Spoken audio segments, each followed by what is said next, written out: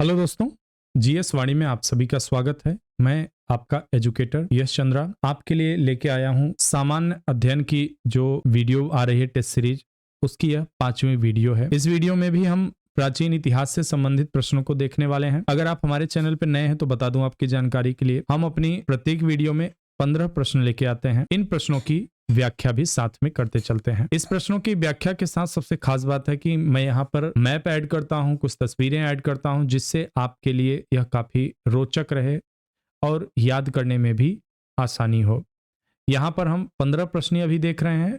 Video की संख्या बढ़ेगी या प्रश्नों की संख्या बढ़ेगी, आने वाले समय में आपकी परीक्षा से पहले इसमें काफी संशोधन होंगे। आपकी आरओ की परीक्षा में 140 प्रश्न सामान्य अध्ययन से आते हैं। इन 140 प्रश्नों में अलग अलग विषय से जो भी प्रश्न बनते हैं, उन सभी विषयों पे हमारी यह टेस्ट सीरीज की वीडियो आपको परीक्षा के पहले तक मिलती रहेगी और प्रयास रहेगा कि इसके कुछ ऐसे भी अपडेट वर्जन लाए जाएं जो परीक्षा की नई रणनीति भी उसमें शामिल हो सके। तो चलिए आज हम पहला प्रश्न प्रारंभ करते हैं। अगर आप हमारे चैनल पे नए हैं तो आप सबसे दरख्वास्त है कि आप लोग चैनल सब्सक्राइब कर लीजिएगा, क्योंकि इससे क्या होगा कि जैसे ही हमारी कोई नई वीडियो आएगी वो आपको तत्काल मिल जाएगी। इसका फायदा यह होगा कि आपको कोई भी वीडियो आपकी गैप नहीं होने पाएगी। तो चलिए देर नहीं करते हैं, स्टार्ट करते हैं। पहला प्रश्न है हमारा, यहाँ पर निम्नलिखित मिलान करना है, क्योंकि प्रश्न क्या होते हैं कि आपकी परीक्षा को जटिल बनाने के लिए आयोग क्या करता है, आजकल ज्यादातर दो तरह के प्रश्नों की संख्या बढ़ा दी है। एक तो मिलान करने वाले प्रश्नों की संख्या और दूसरे कथन कारण की संख्या। इसमें आयोग को स्पेस मिल जाता है प्रश्न की जटिलता को बढ़ाने की, डिफिकल्टी ऑफ लेवल को बढ़ाने की। पहला कह रहा है निम्नलिखित में कौन सही सुमेलित नहीं है। एक तरफ राजवंश दिए गए हैं, दूसरी तरफ उनके द्वारा जारी सिक्कों की धातुएं दी गई हैं कि किन सिक्कों की धातुएं उन लोगों ने जारी किया था। पूछा जा रहा है नहीं है, तो देखते हैं। कुषाण के सामने दिया जा रहा है स्वर्ण एवं ताम्र, गुप्त के सामने दिया जा रहा है स्वर्ण एवं रजत, सातवाहन के सामने है स्वर्ण, कलचुरी वंश स्वर्ण रजत एवं ताम्र। तो इसमें से कह रहे हैं कौन सा नहीं है। आपके पास 3 से 4 सेकंड का समय होता है। जब हम एक करंट की वीकली हम चला रहे हैं, करंट की एक वीकली वीडियो आती है, शिखा मैम लेके आती हैं उस वीडियो को। इसमें करंट अफेयर की वीडियो में भी यही हम प्रक्रम अपनाते हैं। पहले हम आपसे प्रश्न पूछते हैं, उसके बाद 3 से 4 सेकंड का आपको हम समय देते हैं। आप तब तक अपना उत्तर चुन लीजिए। बिल्कुल आपको रियल टाइम एहसास हो एग्जाम का कि हम टेस्ट दे रहे हैं। उसके बाद हम अपना सही उत्तर बता देते हैं। तो यहाँ पे सही उत्तर क्या है? सातवाहन। सातवाहनों ने स्वर्ण के सिक्के जारी नहीं किए थे। इसके विषय में डिटेल में हम पढ़ेंगे आगे। कुषाणों ने सर्वाधिक शुद्ध स्वर्ण के सिक्के चलाए थे। यद्यपि भारत में सर्वप्रथम हिंद यवन शासकों ने स्वर्ण सिक्के चलवाए। स्वर्ण के अतिरिक्त कुषाणों ने ताम्र रजत सिक्के भी चलवाए थे। गुप्तों ने स्वर्ण एवं रजत के तथा कलचुरी शासकों ने स्वर्ण रजत और ताम्र के सिक्के चलवाए थे। रामशरण शर्मा जी की एक पुस्तक आती है प्राचीन इतिहास की, एनसीईआरटी की, बहुत बढ़िया पुस्तक मानी जाती है। और इन्होंने माना कि सातवाहन शासकों ने स्वर्ण सिक्के नहीं चलाए थे। उन्होंने चांदी, तांबा, शीशे और पोटीन के सिक्के जारी किए थे। यह ध्यान रखिएगा कि जो भी मैं यहां आपको 15 प्रश्न करवा रहा हूं, इससे आपके व्याख्या को मिला के लगभग 30 प्रश्न तैयार होते हैं। किसी भी परीक्षा में यहां से प्रश्न एक दफा नहीं, हजारों दफा पूछा गया है और बार बार आने की भी संभावना बनी रहती है। तो यहां पर हमने कई सारे प्रश्नों को एक साथ देख लिया। मैप यहां पे ऐड किया है, आप देख सकते हैं कुषाणों का एम्पायर कहां तक फैला हुआ था, उनका साम्राज्य जो एक समय रेशम मार्ग होता था, उस पर भी कुषाणों का शासक था, जिससे लोग सुरक्षा के बदले में उनसे टैक्स लिया करते थे, पैसे लिया करते थे। अगला प्रश्न है हमारा, एलिफेंटा की गुफाएं मुख्यतः निम्न धर्म के मतावलंबियों के उपयोग के लिए काटकर बनाई गई थी। किसके लिए? यहां पर 4 विकल्प दिए जा रहे हैं, एक तो कोई इनमें विकल्प सही है, वही आपको बताना है। बौद्ध धर्म के लिए, जैन धर्म, शैव धर्म या वैष्णव धर्म। सही उत्तर आप चुन लीजिए। तो आपने चुन लिया होगा सही उत्तर। यहां पर विकल्प सी हमारा सही है, शैव धर्म के लिए। यहां पर देख रहे हैं, यह प्यारा भारत है हमारा, और प्यारा भारत के हम जब पश्चिम की तरफ आते हैं, पश्चिमी घाट की तरफ बढ़ते हैं, तो यहां पे हमें अरब सागर मिलता है। और यहां पर बंबई के पास में, यहां आप देख सकते हैं, यह एक आइलैंड है, मुंबई आइलैंड, और यहीं कहीं आप एक छोटा सा आइलैंड देख रहे हैं, इस पर एलिफेंटा की गुफाएं हैं। एलिफेंटा की गुफाओं को पुर्तगालियों ने नाम दिया था क्योंकि यहाँ हाथी के पत्थर काट की मूर्तियां बनाई गई थी, इसलिए इन्हें एलिफेंटा की गुफा कहा जाता है। और विस्तृत जानकारी है इसके बारे में, यहाँ आप यह तस्वीर देख सकते हैं, इसके भव्यता का अनुमान लगा सकते हैं। यहाँ के कारीगर कितने कुशल थे और उनकी कुशलता का यह साक्षात प्रदर्शन आज भी हो रहा है। एलिफेंटा बंबई से 7 मील उत्तर पूर्व स्थित द्वीप के प्रसिद्ध गुफा मंदिरों का निर्माण राष्ट्रकूट शासकों द्वारा करवाया गया था। तो यह उत्तर पूर्व की दिशा में है, जिसमें 5 गुफाओं में हिंदू धर्म, मुख्यतः शैव धर्म से संबंधित है। शैव धर्म का मतलब क्या हुआ? जो शिव के भक्त होते हैं वो शैव कहलाते हैं, और जो वैष्णव होते हैं वो भगवान विष्णु के भक्त होते हैं, और शाक्त जो होते हैं वो क्या? वो शक्ति के उपासक होते हैं। साथ ही यहाँ 2 बौद्ध गुफाएं भी हैं। इन गुफाओं का निर्माण काल 5वीं से 6ठी सदी के बीच माना जाता है। अगला प्रश्न है हमारा, एलोरा के कैलाश मंदिर का निर्माण कराया था, किसने कराया था? हमारे पास 4 विकल्प हैं। राष्ट्रकूटों ने, वातापी के चालुक्यों ने, गंग शासकों ने, या इनमें से किसी ने नहीं कराया था। सही विकल्प आपका यहां पे है विकल्प ए, राष्ट्रकूटों ने करवाया था। इसकी व्याख्या पर हम ध्यान देते हैं। एलोरा का कैलाश मंदिर शैलकृत स्थापत्य का आश्चर्य माना जाता है दुनिया में।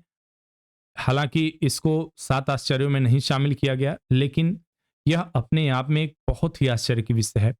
और 7 आश्चर्य में क्यों नहीं शामिल किया गया दोस्तों? आप सबको ये चीजें जाननी चाहिए। अब समय बदल चुका है। ज्यादातर देखने में आता है कि जो भी बड़ी संस्थाएं हैं, इंटरनेशनल संस्थाएं, जो भी किसी चीज की रैंकिंग करती हैं, किसी चीज को रैंकिंग देती हैं, वे यूरोपीय कंट्रियों के अंडर में है या फिर वे अमेरिका के अंडर में है। ये लोग क्या करते हैं? इस एजेंसियों के माध्यम से, इनकी रैंकिंग के माध्यम से अपनी जो डिप्लोमेसी होती है, या कहा जाए तो अपना प्रोपेगेंडा यहाँ पे सेट करते हैं। लोग उस देश की नीतियों को अपने पक्ष में प्रभावित करने का प्रयास करते हैं।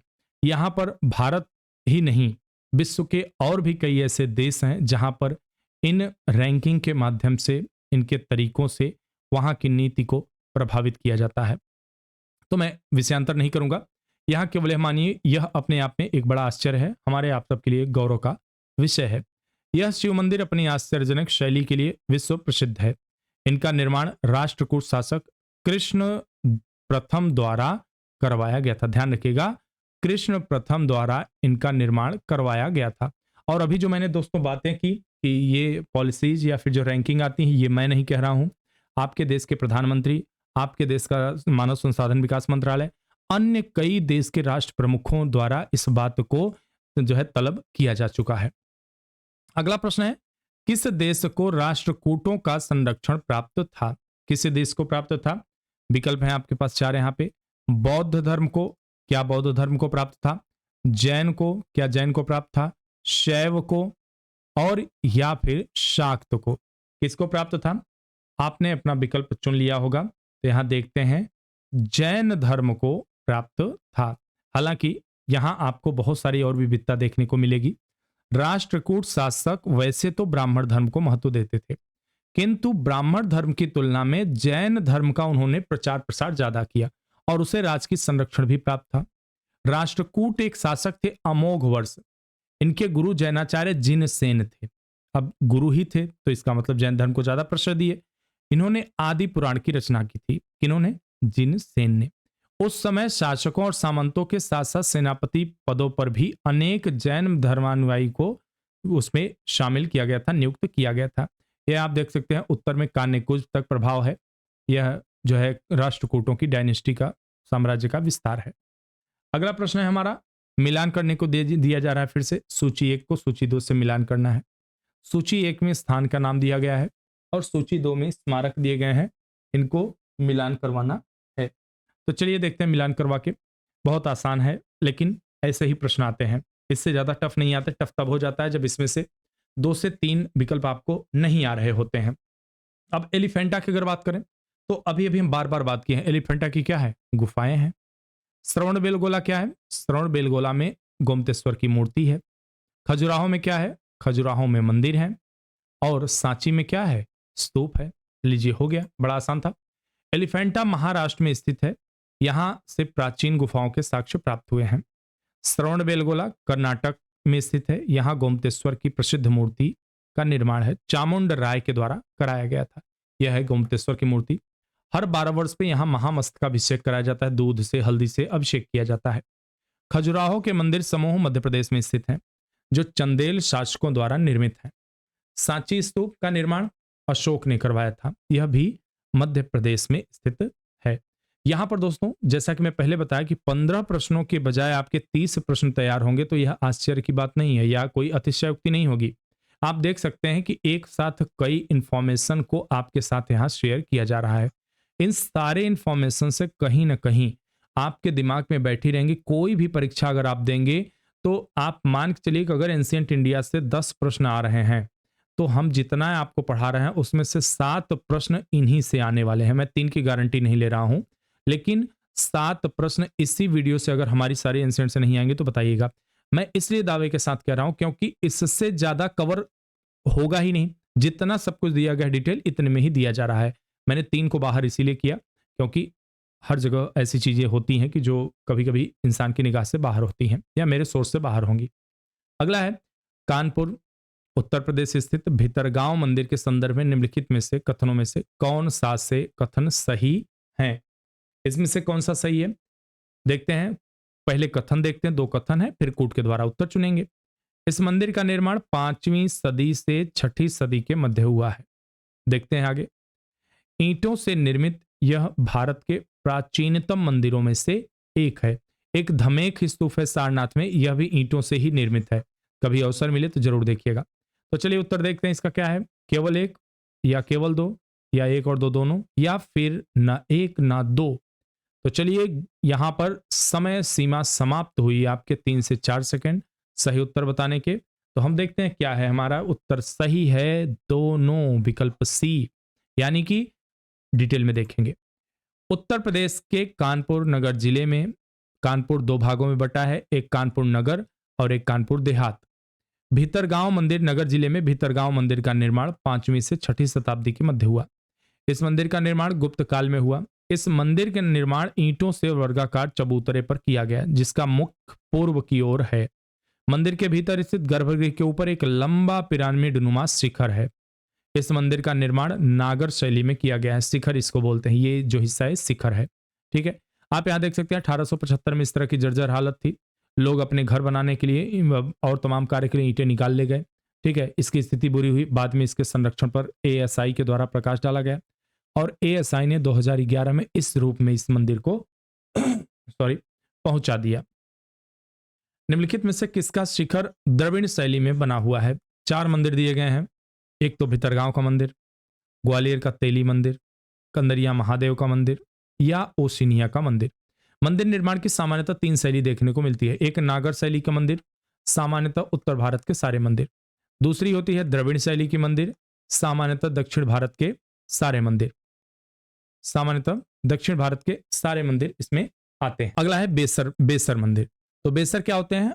ये द्रविड़ और नागर दोनों के मिले जुले रूप जो होते हैं, ये बेसर शैली के होते हैं। यहां पर इसकी व्याख्या देखते हैं। ग्वालियर स्थित तेली मंदिर का शिखर द्रविड़ शैली में है, जबकि नक्काशियां एवं मूर्तियां नागर शैली में बनी हैं। इसकी वास्तु शैली में हिंदू और बौद्ध वास्तुकला शैलियों का मिश्रण है। यहां पे आप देख सकते हैं नागर शैली सामान्यतः इस तरह के शिखर बनाए जाते हैं, बिल्कुल शंक्वाकार। लेकिन आप यहां देख रहे हैं इस तरह के जो शिखर दिख रहे हैं, यह नागर शैली नहीं द्रविड़ की विशेषता है और दोनों का यहां मिश्रण देखने को मिलता है। यह शानदार कोई तस्वीर की बात नहीं, वस्तुतः वहां की ऐसी स्थिति है। ऐसी चीजों को आप सभी को एक्सप्लोर करना चाहिए, देखना चाहिए। न केवल अपना कल्चर है, बल्कि जिसका इंटरेस्ट हो तो आप इन सब जगहों पर भी जाइए। इससे क्या होती है, एक तरह से इकोनॉमी को बूस्ट मिलती है। इससे इकोनॉमी को कैसे बूस्ट मिलेगी? आप में से तमाम लोग अगर इकोनॉमी के विद्यार्थी होंगे तो निस्संदेह जानते होंगे। टूरिज्म क्या है? एक अच्छा खासा सोर्स होता है। यहाँ आप जाएंगे, उसके लिए ऑटो लेंगे, बस लेंगे, ट्रेन से टिकट लेंगे, वहाँ पहुँचेंगे, ऑटो लेंगे, बस लेंगे, रुकेंगे, वहाँ पर चाय पियेंगे, समोसा खाएंगे, बच्चे जाएंगे, खिलौने खरीदेंगे, आसपास के और बहुत सारे कुल मिला के एक तरह से अर्थव्यवस्था का एक चक्र चलने लगता है। अगला प्रश्न है हमारा, महाबलीपुरम के रथ मंदिरों का निर्माण किसने करवाया था? चार विकल्प हैं आपके पास, नरसिंह वर्मन प्रथम ने, समुद्रगुप्त ने, हर्ष ने या पुलकेशिन द्वितीय ने। तो किसने कराया था? कमेंट करके फटाफट बताइए, फिर हम अपना अगला उत्तर बता रहे हैं। आपने अपना उत्तर चुन लिया होगा और हमारा यहां पर सही उत्तर इसका है विकल्प ए, नरसिंह वर्मन प्रथम ने। महामल्ल शैली का विकास पल्लव शासक नरसिंह वर्मन एक महामल्ल के काल में हुआ था। इसके अंतर्गत दो प्रकार के स्मारक बने, मंडप और एकाश्म मंदिर। एकाश्म से तात्पर्य क्या होता है कि एक ही शिला को काटकर बनाया गया कोई भी बनाई गई आकृति, उसको एकाश्म कहा जाता है। ठीक है, और जिन्हें रथ कहा गया, किसको? एकाश्म मंदिर को।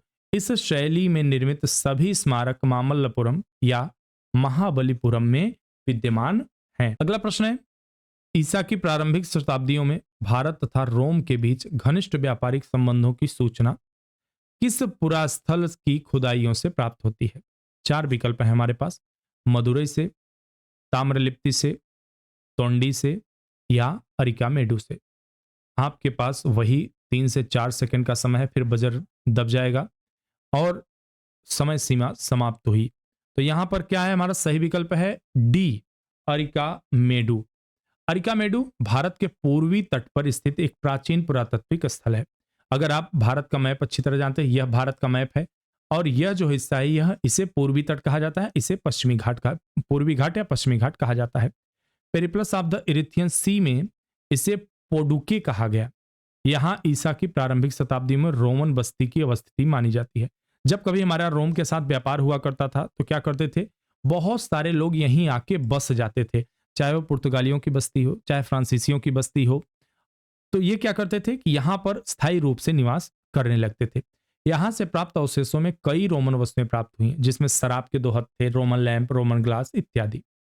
भारत और रोम के घनिष्ठ व्यापारिक संबंधों की सूचना मिलती है और आपको जानकर एक खुशी होगी कि हमारा और रोम के साथ जो व्यापारिक संबंध है आज से नहीं है, हड़प्पा सभ्यता से भी देखने को मिलता है। उस समय रोम नहीं हुआ करता था, तो उस समय दजला जो है ये आपका मेसोपोटामियन सभ्यता वगैरह, इनके साथ हमारे संबंध अच्छे थे। अगला प्रश्न है, निम्नलिखित में से किस राजा ने अपने मंत्रियों को पशुओं पर क्रूरता पर प्रतिबंध लगाने के लिए काशी क्षेत्र भेजा था? यहां पर अगर मैं विकल्प में अशोक का नाम डाल दूं, सम्राट अशोक का, तो निस्संदेह आप लोग कंफ्यूज हो जाओगे और आप में से मैं गारंटी के साथ कह सकता हूं कि 50% लोग गलत उत्तर दे देंगे। ठीक है, तो यहां पर आप चार विकल्प हैं और सही विकल्प का चयन करिए। चालुक्य राजा सिद्धराज जयसिंह, चालुक्य राजा कुमारपाल, चोल राजा कुलोत्तुंग प्रथम और कश्मीरी राजा जयसिंह। सही विकल्प यहां पे कौन सा है? चालुक्य राजा कुमारपाल। चालुक्य शासक कुमारपाल ने अपने राज्य में पशुवध पर प्रतिबंध लगा दिया था। वह जैन मतानुयायी था। उन्होंने पशुओं के प्रति क्रूरता को रोकने के लिए काशी क्षेत्र में भी अपने मंत्रियों को भेजा। यह चालुक्य का एक साम्राज्य देख सकते हैं। हालांकि चालुक्यों की कई जो है शाखाएं थी। कमेंट करके आपको बताना है कि चालुक्यों की कितनी शाखाएं थी। अगला प्रश्न है हमारा, निम्नलिखित में कौन एक तमिल देश के संगम युग का राजवंश नहीं था? यहां पर चार विकल्प आपको दिए जा रहे हैं चेर, पल्लव, चोल और पांड्य। सही विकल्प के लिए वही आपके पास 3 से 4 सेकंड का समय है और इस तरह से क्या होता है कि आपको एहसास होता है कि हम जैसे परीक्षा में बैठे हुए हैं, प्रश्न पत्र हल कर रहे हैं। इसलिए प्लीज कमेंट किया करिए, बताया करिए। हमारा विकल्प यहाँ पे सी सही है, पल्लव। क्रम थोड़ा सा गड़बड़ हो गया है, ए सी बी सी हो गया, ए सी बी डी हो गया है, ए बी सी डी होगा। व्याख्या देखते हैं। संगम साहित्य में केवल चोल, चेर और पांड्य, ध्यान रखिएगा, केवल चोल, चेर, पांड्य का जिक्र मिलता है।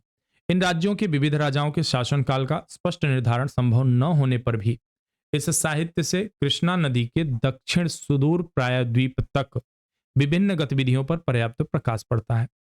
पल्लव या अन्य किसी राजवंश का उल्लेख संगम साहित्य में नहीं है, यह ध्यान रखिएगा। अगला प्रश्न है, किस शासक ने सिंघल द्वीप के विरुद्ध 642 ईस्वी में 2 समुद्री अभियान भेजा था? किसने भेजा था? कमेंट करके फटाफट बताइए। राजा राम, नरसिंह वर्मन प्रथम, कीर्तिवर्मन प्रथम या जय सिंह प्रथम ने। किसने? विकल्प हमारा बी सही है, नरसिंह वर्मन प्रथम ने। नरसिंह वर्मन प्रथम 630 से 668 ईस्वी पल्लव वंशीय शासक था। 642 ईस्वी में चालुक्यों के विरुद्ध युद्ध में नरसिंह वर्मन को श्रीलंका के एक राजकुमार मानव वर्मन से सहायता मिली। अतः उसने मानव वर्मन को पुनः सिंघल की गद्दी दिलाने के लिए शक्तिशाली नौसेना को 2 बार उसकी सहायता हेतु सिंघल द्वीप भेजा। अगला प्रश्न, निम्नलिखित तमिल ग्रंथों में किसे लघु वेद की संज्ञा दी गई? यह प्रश्न कई बार पूछा जाता है और जब पूछा जाता है तो 80% विद्यार्थी गलत करके आते हैं जिन्होंने रट्टा नहीं मारा है। तो बहुत सारे विद्यार्थी ऐसे होते हैं रट्टा मार के बैठे होते हैं, तो उनके लिए ऐसे प्रश्न बिल्कुल आसान होते हैं। नंदी कलंबकम, कलिंग तुपर्णी, पेरिया पुराणम या कुराल? आप में से कई लोगों ने अपना सही विकल्प चुन लिया होगा। चलिए हम सही विकल्प की ओर बढ़ते हैं। विकल्प डी सही है, कुराल। तमिल ग्रंथ कुराल या कुरल को लघु वेद की संज्ञा दी गई है। कुराल के रचयिता तिरुवल्लुर थे। अगला प्रश्न हमारा, चोल शासकों के शासनकाल में निम्नलिखित में से कौन सा वारियम उद्यान प्रशासन का कार्य देखता था? पानवारियम, एरिवारियम, टोट्टवारियम या संवत्सर वारियम? सही विकल्प का इंतजार है। 3 से 4 सेकंड का ही वक्त मिल सकता है आपको यहां पर, तुरंत बता डालिए। तो चलिए सही विकल्प हमारा होगा सी, टोट्टावारियम। चोलकालीन गांवों की गतिविधियों की देखरेख एक कार्यकारिणी समिति करती थी जिसे वारियम कहा जाता था। उद्यान प्रशासन का कार्य देखने वाली समिति टोट्टावारियम कहा जाता है, जबकि संवत्सर वारियम वार्षिक समिति, एरीवारियम तालाब समिति और पौनवारियम स्वर्ण समिति थी। तो यहां पर हमने देखा कि किस प्रकार से ये चारों वारियम काम करते थे। इनसे अगर कोई प्रश्न आता है, मान लीजिए टोट्टावारियम से ना आ गया, अगली बार संवत्सर वारियम से आया या एरीवारियम से आया या पौनवारियम से आया, तो आप इसके लिए पूरी तरह तैयार रहेंगे। अगला प्रश्न, निम्नलिखित में कौन तमिल रामायणम या रामावतारम का लेखक है? कौन है? कंबन, कुट्टन, नन्नौ या टिक्कड़? नाम ऐसे ही होते हैं, आपको याद करने के सिवाय कोई विकल्प नहीं है आपके पास। तो चलिए 4 विकल्प हैं, इसमें से आप चुन चुके होंगे कंबन। कंबन जो है इसके हैं। कंबन द्वारा रचित कंब रामायणम या रामावतारम तमिल भाषा में लिखा गया है। अगला प्रश्न है हमारा, दक्षिण भारत का प्रसिद्ध तक्कोलम का युद्ध हुआ था।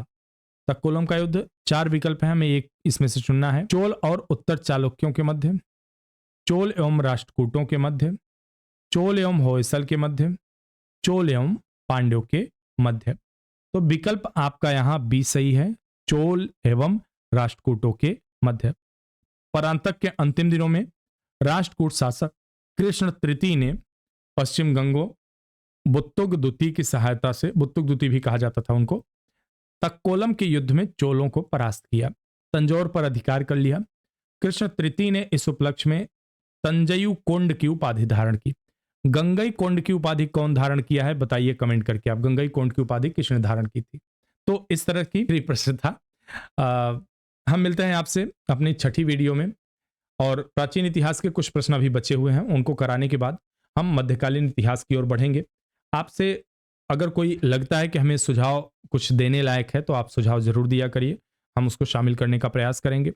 और ज़्यादा से ज़्यादा दोस्तों तक हमारी वीडियो को पहुंचाने का प्रयास करिए, हमारे चैनल की रीच बढ़ाइए, जिससे कि जो भी यहाँ पर ऐसी सामग्री मिलती है या हमारे द्वारा जो मेहनत की जा रही है उससे अधिक लोग लाभान्वित हो सके।